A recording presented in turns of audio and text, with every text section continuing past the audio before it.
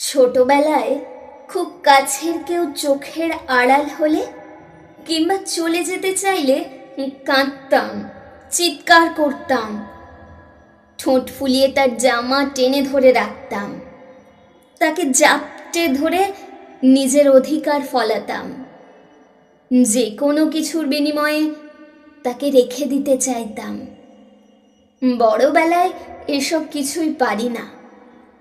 জোর করা যায় না, চিৎকার করা যায় না, ভাঙা ভাঙা গলায় তার হাত ধরে বুকের কাছে চেপে রেখে বলা যায় না যেও না।